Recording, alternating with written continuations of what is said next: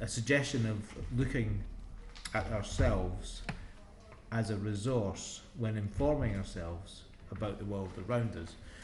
And this was this is how I understood what he mentioned a few weeks ago when we came to the conclusion of discussing this idea of ourselves as a model system.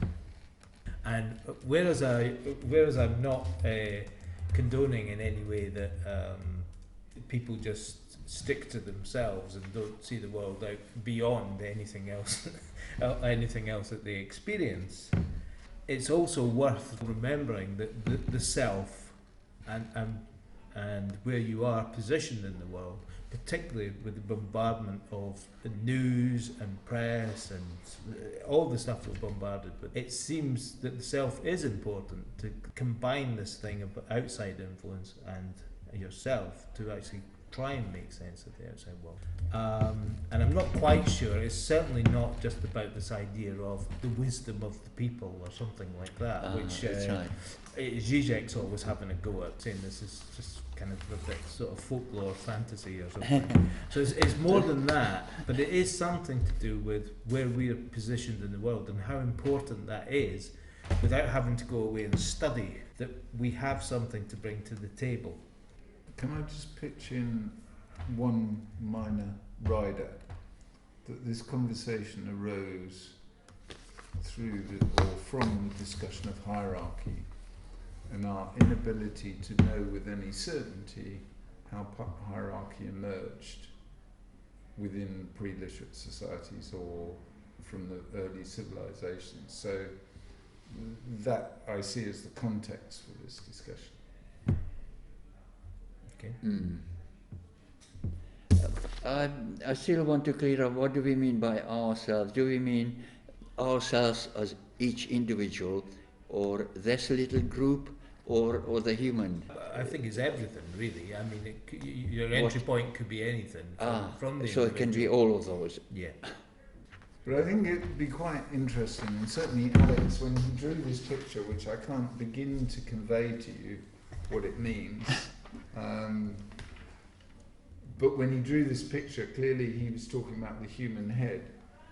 And I think he was referring to left brain and right brain, among other things.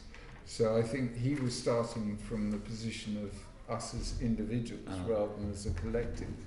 But I think Eddie's right, that we shouldn't restrict ourselves, because I think any interpretation is valid if it relates to our own experience.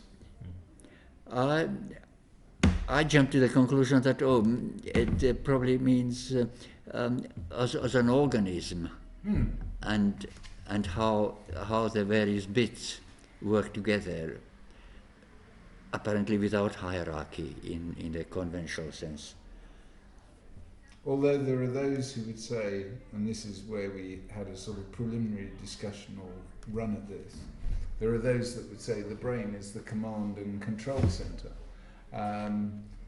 to which I said, well, there are three brains, and then you have to think about Alex's interpretation where you have the right brain and the left brain, and although it's been proven scientifically that it's not as simple as left and right, but for discussion's sake it's worth saying that the brain has different components, some of which rely on the sort of the logical and abstraction of facts and figures and dimensions, as against the sort of all-embracing artistic side of the brain that is more intuitive and receptive to things other than empirical or abstract rationality.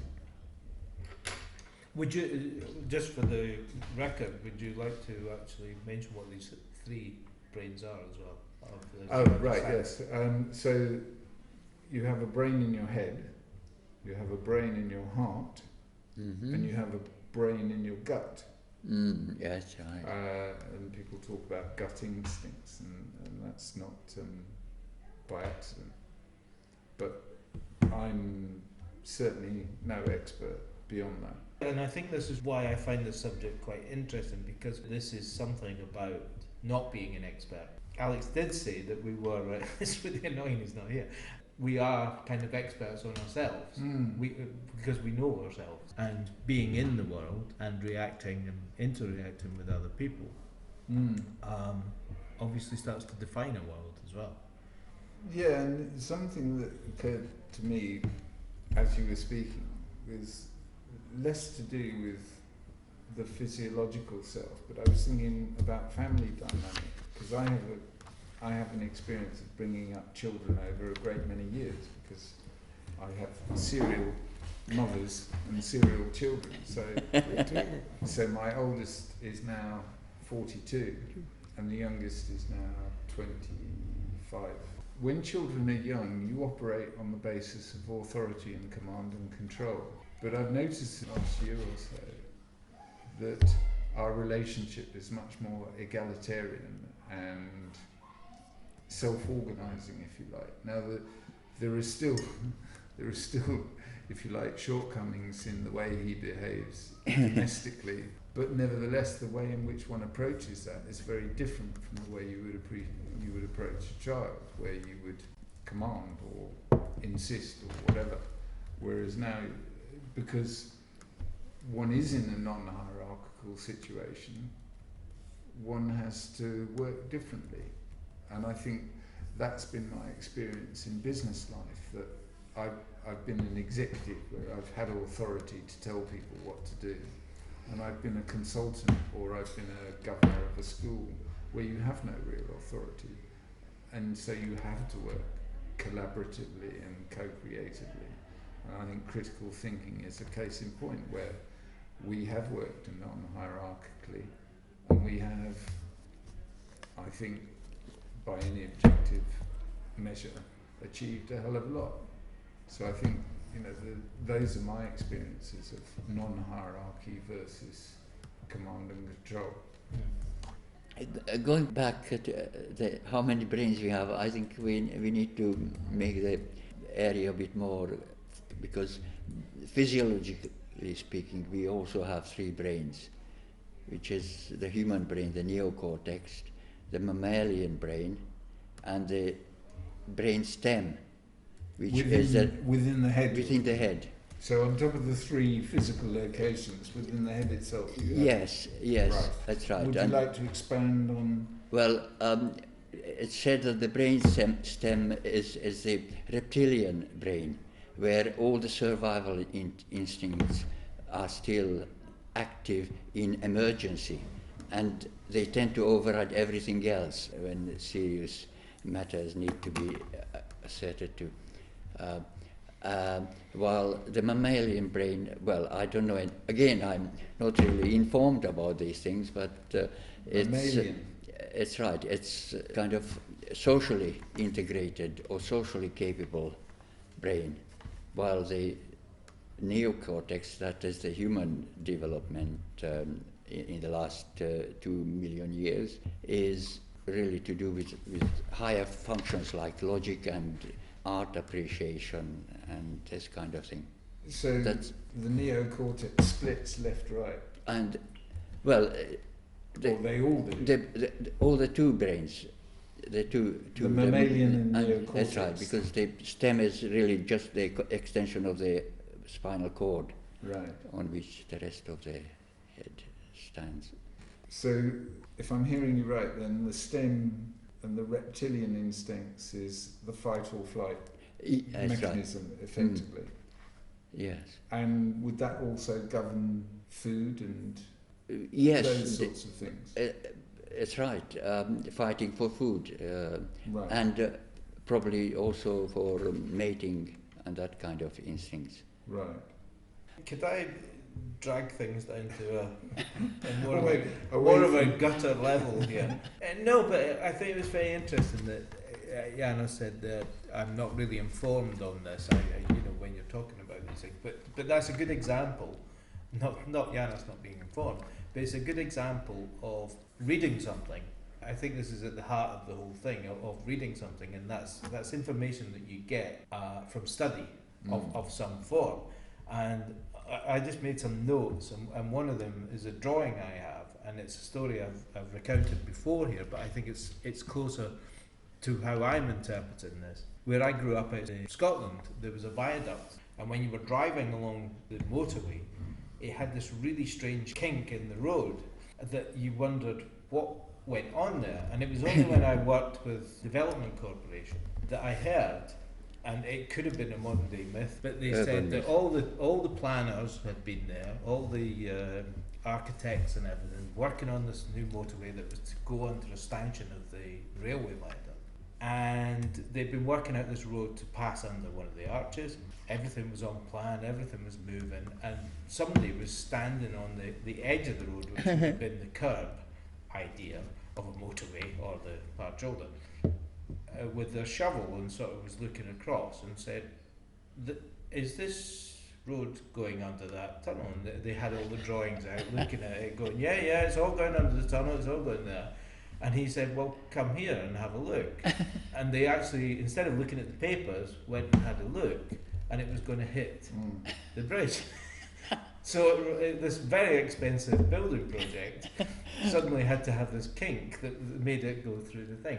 And I think that, to me, it exemplifies a kind of story about That's ourselves, good trusting one. ourselves with something that isn't hidden in a lot of other information. Sure. And getting that information, I understand, because we all do it. We all eat up this information. But there's certain things, and again, I don't want it to sound like this sort of the thing that Zizek's very critical of, this idea that the simple philosophy of life is always the best, sort of thing, and everybody's got the answers anyway. But there is something within that's very powerful, as an example, I think. Well, I think, without wishing to sort of drag this off-piece too far, I think the question of interest on money is an exemplar of how the sophisticated can become convinced of the wisdom of something. But if you study it, if you look at it in objective, simple terms, it is clearly corrosive, abusive, destructive, and all the other things exploitative. And yet, the most sophisticated people in the city, economists, people you talk to, think that compound interest is a wonderful invention, and that there's that sort of workman type sagacity versus sophisticated idiocy.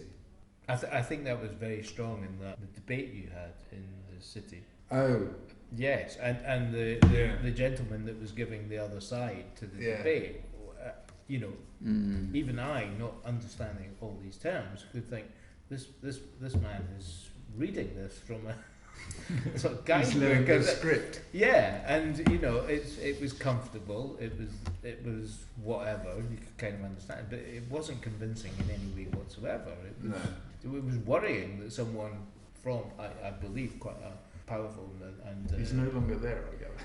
Right. It could have been a consequence of that. I don't think so. Yeah. Right. Okay. Well, but anyway, I was shocked what he was presenting as a case for that. But then you find that you listen to George Osborne, or you listen to Carney, or you listen to these so-called experts that are supposed to be so competent and knowledgeable. And if you actually stand back away from the jargon and the sort of pat phrases that come out and try and actually understand what they say, most of what is said is meaningless. And therein lies, again, coming back to this thing, it's been having the confidence, I think, to stand back, but it's also having the confidence about yourself, I think. And this is the thing, when you're bombarded every day with facts, figures, things that you tend to, or one could tend to go, I just don't understand it. Another point I tried to make earlier was the importance of having some sort of standpoint. When someone says, I really don't understand that, it's out of my league, there's a problem in that to not respond in either gesture or words leaves this vacuum which then means there's no debate. And if you have a powerful organisation or powerful body that are leading things, that's a sort of open invitation to do whatever you want. It doesn't mean that if you have a standpoint that it's correct, but if you have a standpoint and you voice it, which is, as far as I'm concerned, an important part of a citizen's involvement in how you can contribute to society, it means someone else who may have an opposing point of view or a different point of view can say what they think, and then maybe you, if you listen to each other, then something else happens. But if you're in the situation that you either don't get involved or don't have an opinion, that it creates that vacuum, and that's a scary area. But it also comes back to the sort of adversarial nature of our discussions. And I was listening to a snippet of Question Time yesterday where Jeremy Corbyn was trying to nail Cameron on academies. And apparently he spent the whole of Question Time on academies. And I didn't listen to much of the debate, but I was thinking about this sort of style of politics that we conduct, where you get one sort of pig on their hind legs spouting forth a particular doctrine or ideology. You get another pig standing on their hind legs spouting the opposing ideology, and they're the twain. So there's no discussion, there's no debate, there's no examination of what they're saying. It's a bit like watching people hurling hand grenades at each other and not actually having any sort of conversation. And I think that this comes back to what we were saying, that there is something lacking, because you run the risk of having hand grenades thrown at you. You become reluctant to voice your opinion because you feel these people are much cleverer than you are, which in reality is that they're not any cleverer. They've just learned the script, and the script is bollocks, basically. Yes, and they've got the arrogance. Well, learning the script gives, if you know what words to use, and if you know what the sort of conventional wisdom is, be it on the left or the right. I'm not singling out either side for criticisms specifically, but if you've learnt the jargon and you've got the speed, then that gives you the confidence to be able to deliver it. But what you're delivering is merely a sort of choreographed theatre. You're not you're not achieving anything, you're not trying to find the answers, because everybody's already made their minds up as to what the answers are. The reason I've used the word arrogance is because it's something to do with our public school education system, which has been written about identified, and there's books written about by Nick DeFell, who's a psychotherapist, about the boys that go to public school. From quite a young age, they might be separated from their parents and they might be bullied, and they have to sort of toughen up and not feel things. And they have to, learn to bully others to protect themselves and learn not to show their feelings. So they're actually handicapped to think clearly, because they're busy sort of playing this game. And it's called, his subtitle is The Entitlement Illusion. So they're not free to think clearly because, their survival depends on accepting the rules of this false game, that they're entitled to be in charge, because of who they are and their education and all the rest of it. And these are the people, the Old Boy Network, these are predominantly in government. So they are handicapped. They're not clear thinking. So they don't know when they're talking bollocks. It's quite interesting that if you look at the period of relative social progress in the post-war period, that the Labour Party was run by people not of that ilk. But if you look at what has happened through the 90s and beyond, they all come from the same club. That's right.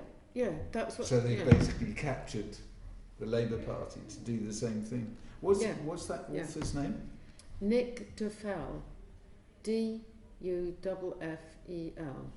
In the fantastic John Taylor Gatto's Ultimate History lesson, just what you were talking about there, he also talks about the Ivy League schools in America And he talks about this thing called active literacy that no one talks about anymore.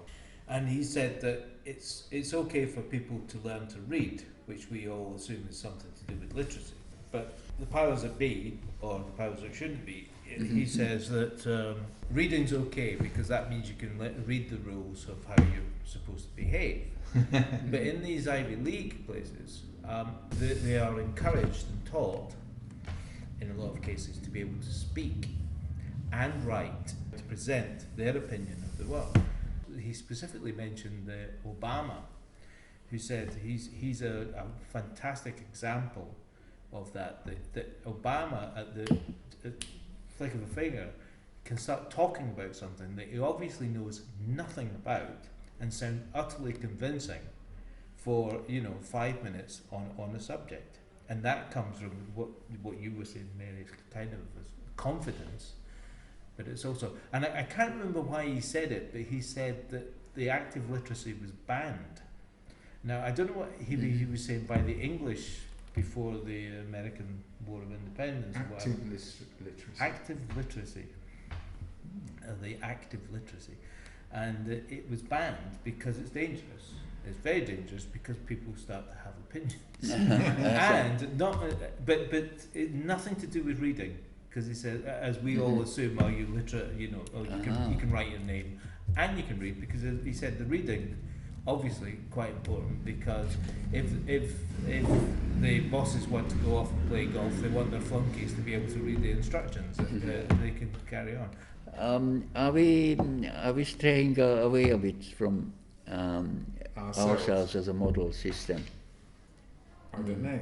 You mean, are we hierarchical? Is that what you're asking? No, not really. I think all these are all valid points. I would bring it back down to the gutter again of a literally, because I've been speaking to some people about this during the week, but one of the things we were talking about as well was the interesting thing around the dartboard of some people that, and I'm not downing people who play darts. But if you ever sit and watch people play darts, which I do now and again, but there's an incredible mathematical gymnastics that goes on where it's unbelievable. Yes. That you think, oh yeah, and then suddenly they can do these incredible mathematical gymnastics with the board, and how that I think that's a really good example of something that happens every day. No one even gives it a second thought, but when you think about what's actually going on there with numbers, it's really quite special. And again, it's a thing that you don't go to the British Library, you don't read books or whatever. You probably spend a huge amount of time in a pub drinking and playing darts to attune this, and I don't know if it's everyone that can do it. It seems to be they can, or if they one all of them, calculate. Okay, they just seem to be able to do it, which I couldn't. Watching it, I couldn't do it, and at speed as well. It's really impressive. Well, I've never been somebody who's really got into betting or racing, but I have been to the races on occasions and watched the bookies. And I've always been slightly fascinated and in awe with the speed at which they change odds, and I've never really looked at the maths and the figures behind it, but it seems like something of a dark art, and yet that is something that maybe these days is appreciated through Betfair and all these sort of online gaming platforms. But if you go back before then, the betting industry was always regarded as a bit sort of shabby and it's for the working man, but actually it's a very sophisticated business, betting. And the more you do something in your brain, you get a sort of subroutine that gets more and more automated. I saw something, I don't know what program it was, where there was a boy who was building some thing, and he could do it faster than your eyes could follow it. What was the thing built out of? It was Lego. Yeah, something like that. I can't remember what it was, but some structure, stacking these things, rearranging these plastic things. It wasn't Lego, it was something bigger than that.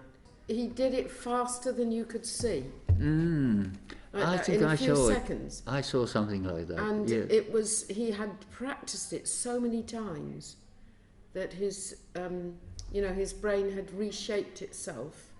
The instructions to your hands, what to do. Is that an example of someone quite extraordinary, though, or is that an example? I think the only reason why he was extraordinary is that he was autistic enough to sort of bother to do it. Obsessed enough. No, but what I mean, I don't think there was anything particularly clever about this boy. It was just that he I wasn't applied saying himself. that, but it's like when that film Rain Man was done with Dustin Hoffman as the autistic person. It made out that, there was special people around that could do that. And what I think this thing is about is definitely not about these special. It's just things that people pick up. Yes, I think that some people do have what goes with this so-called autistic or Asperger personality is special aptitudes. I think they do, but it's also the doggedness to learn it. Like the boy who demonstrated, if you told him a date, he could tell you which day of the week it was very quickly. And he'd learnt and practiced a formula. He figured it out, and he had the application to learn it off by heart. So it's being dogged enough, caring enough to keep doing it until you know it is part of it. But if we try and break that process down, what is actually driving that? In other words, if we were trying to put this in a hierarchical context, is there a hierarchical process that's going on within that? Or is that something that is certain things within the brain or psyche come together to actually produce that effect? For me, the hierarchical problem comes of the perception of it, because the word is then used, special. And Sorry? special.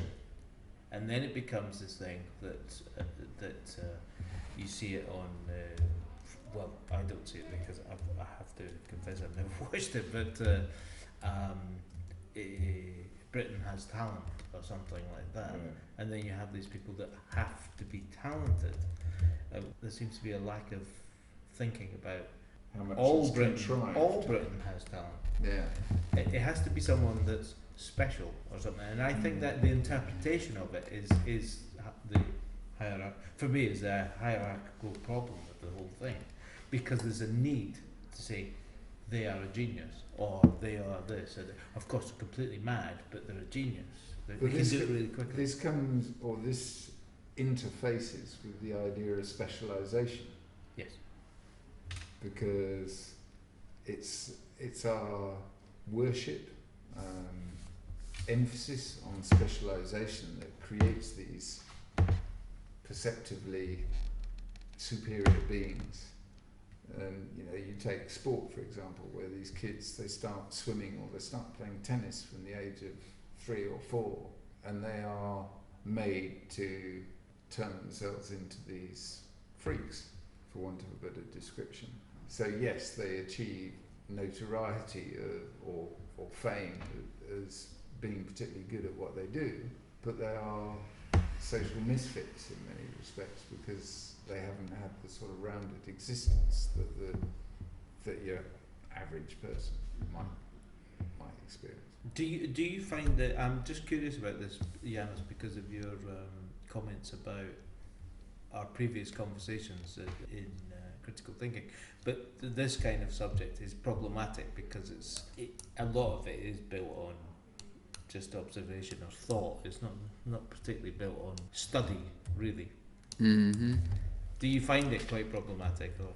No, it's all exploring ideas, and the interaction will produce something which is new.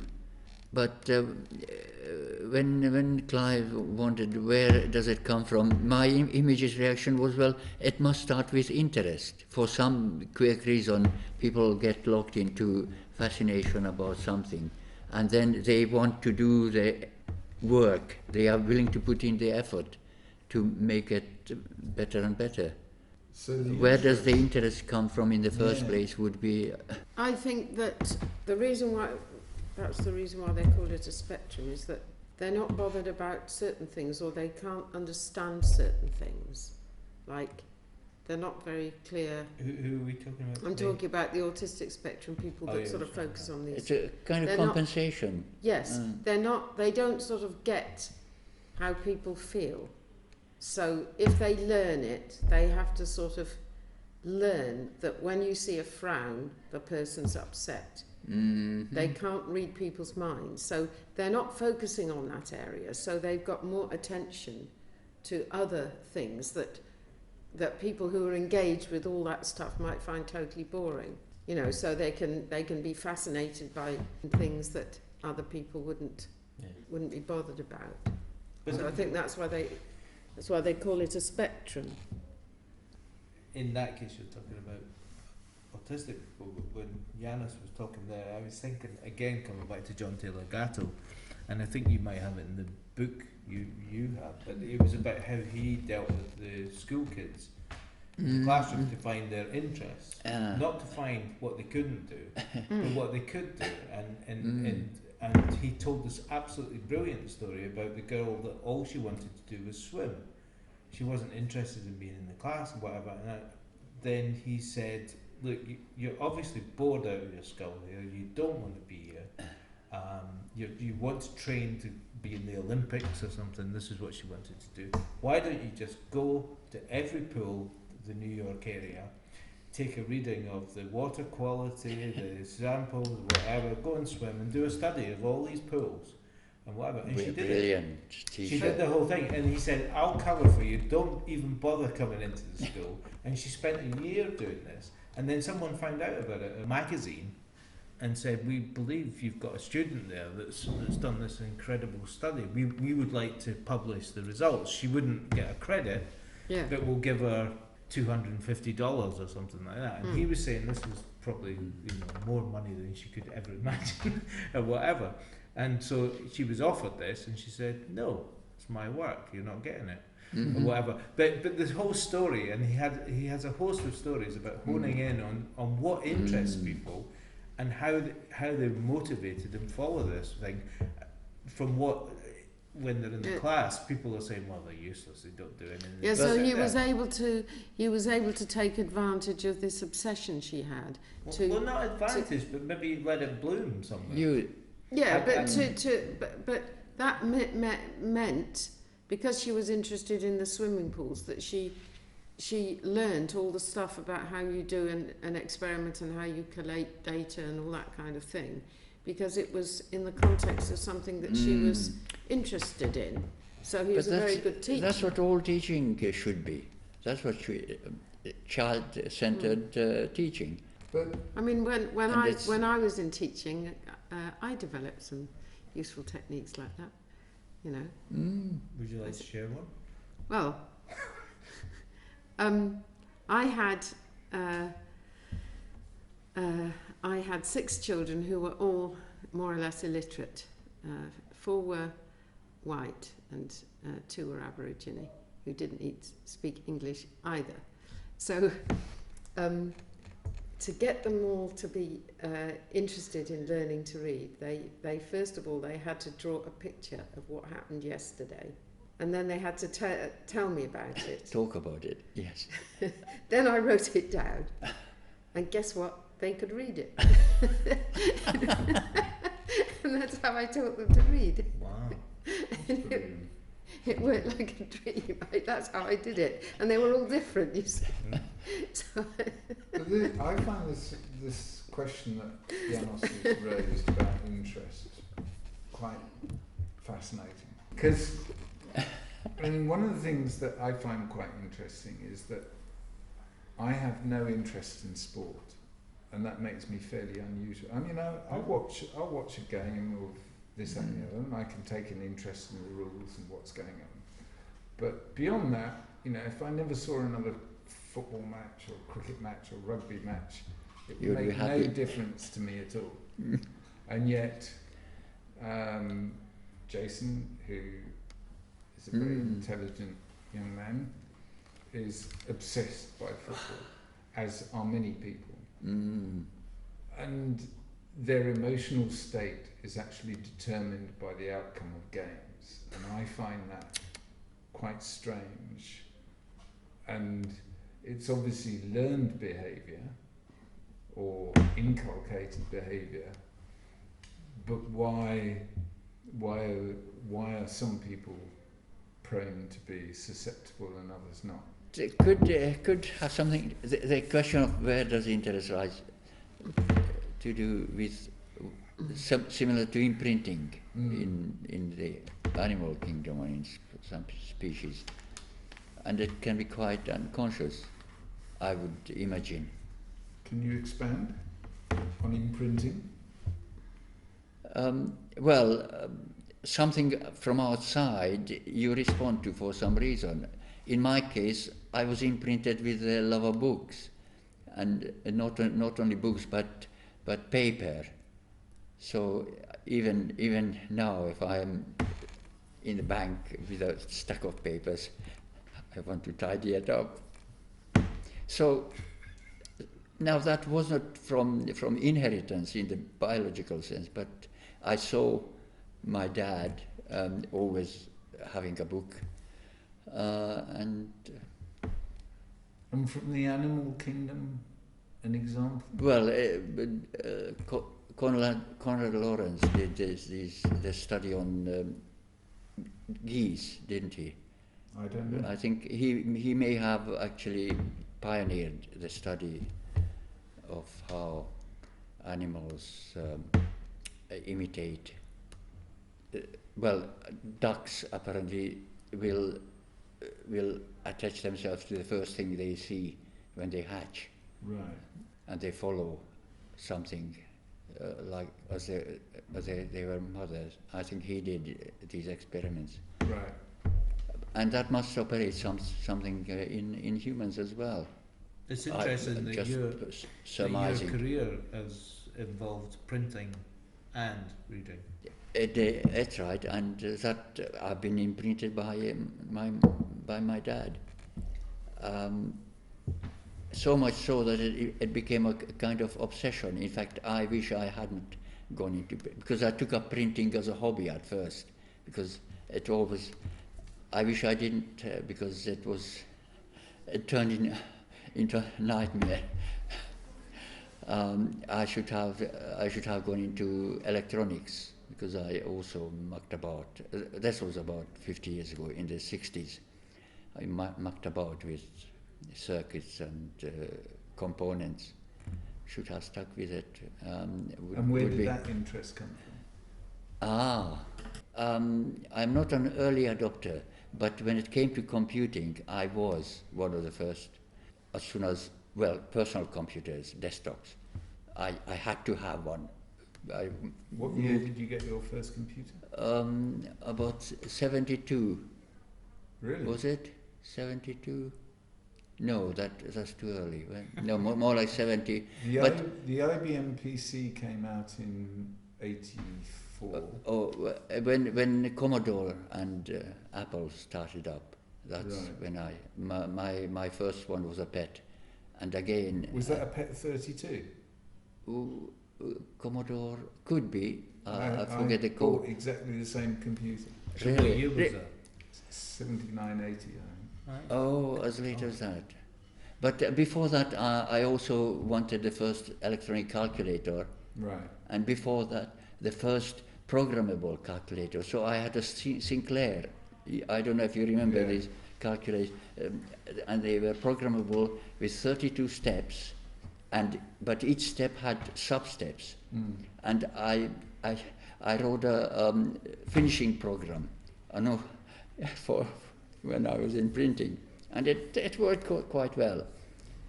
And where did that interest come from? Interesting. Now this is getting weird, because I was also instinctively interested in accountancy and bookkeeping. I used to play offices, and I used to love collect these blocks of forms. And so did I you should have been a bookkeeper. Double entry bookkeeping at an early age? No. I took up books keeping when I got out of school. But the point was that I realize now that I see bookkeeping as a way of modeling, because a set of books really is a model of an enterprise. Out of that interest in modeling reality, creating models, came my interest in the power of the computer. Right. Commodore had its own built-in BASIC, Yeah. and that's why I always went for that rather than Apple, who was always a cut-down presentation. Commodore had its own BASIC, and I could sit up all night writing these primitive programs. But anyway, so it's modeling. I don't know why I'm interested in modeling reality. It could have something to do with, some people say that language will make you think in a certain way, and some people say that Hungarian is a logical language, and Right. they are all, in a sense, philosophers, without ever thinking about the idea of being a philosopher. So I was always fascinated by an abstract thing and what is its concrete correspondence. And it must have a lot to do with it, because there must be studies how Japanese and these difficult languages explain why they have got certain ease in acquiring skills with other people will have to work hard to get. I think we're getting close to, because I was going to round off with some artistic observations. Time flies when we're having fun. Go on. But one of them kind of comes from what Mary was talking about earlier. It made me think of something. I had to do an arts project years ago with different sort of groups of people, including quite young people or whatever. But the most difficult one was in this retirement home, council retirement home, where all these people were wheeled into. It was quite depressing, but they were wheeled into a day room to watch tellies at different bays. And everybody was sitting there in various forms of decay, just being pushed to the toilet. I've seen it. I've seen it. Okay, so I was brought into this situation to work with people, right? And one of the workers there kept saying, "Oh well, what we do is we get them all round the table and we just put out paper and they just make up flowers or whatever." And I thought, well, I don't really want to do that. I'll try and identify some people. And find out what they were doing, and a lot of them had actually lost the ability to even talk, and it took weeks. But one of the people who was really, really bad, this guy who was kind of curious of what was going on, eventually got to talk to him, and he kind of opened up a bit. But one of the things I've never forgotten was he was a panel beater, and we were talking one time, and I know nothing about panel beating. This is why it was quite an important exchange as far as I'm concerned. And I said, how do you actually push the side out when you can't get behind it to do it? And he said, a football bladder. And I said, what do you mean? And he said, well, you deflate a football bladder, shove it down the inside of a door, and then pump it up, and it pushes the thing. And I thought, I didn't know that, and it's this information that's sitting there in this dead zone of people that everybody's going, oh, they're on the way out or whatever. That it's a resource, a very interesting resource. Anyway, it comes to that. But the final thing, because I looked this up today, and I wanted to suggest that artists a lot of the time are always inventing systems to make things. They do it all the time. And this is not anything special or whatever, but it's a way of actually getting to the stage of making something. But what's particularly interesting to me is a certain period of art, instead of the process being employed to make something else, that the process actually became the work. The one person I wanted to mention was this woman called Yvonne Rainer, who was a dancer, an American, and she was working out, bringing everything down to her physicality. She didn't have anything to do with costume, anything thinking about the body. And I just picked out a couple of quotes today, and it was the body as a source of a variety of infinite of movement and not a purveyor of emotion or drama. So she was thinking of herself as this, her body, sorry, as this thing, it could produce an infinite amount of movements, and this was informing her dance. And the thing I was reading about, which I know about, is our No Manifesto, which he wrote in 1964, which informed a huge amount of modern dance. But to me, it's the essence of being an artist, or not being an artist, is the essence of being an individual and being able to write a manifesto that doesn't stick for your life, but actually allows you to produce something and then move on. But the No Manifesto was to demystify dance and to break away from historical cliches. So again, it moves away from this thing about, oh, they're a genius, this dancing is it's a gift and it's not. So the No Manifesto, I will finish with, says, no to spectacle, no to virtuosity, no to transformation and magic of make-believe. No, sorry, my writing is going to be terrible here. No to something or other, transcendency of stark image to heroic. No to the heroic, no to the anti-heroic. No to inconvenient. I don't know that. I can't read that. Of performer or spectator. No to style, no to camp, no to seduction of spectator by the wiles of the performer, no to eccentricity, no to moving or being moved. Ooh. Wow. That is Yvonne Rayner's, parts of it, No Manifesto. She must have also been a thinker to reduce things to that stark statement, to those stark statements.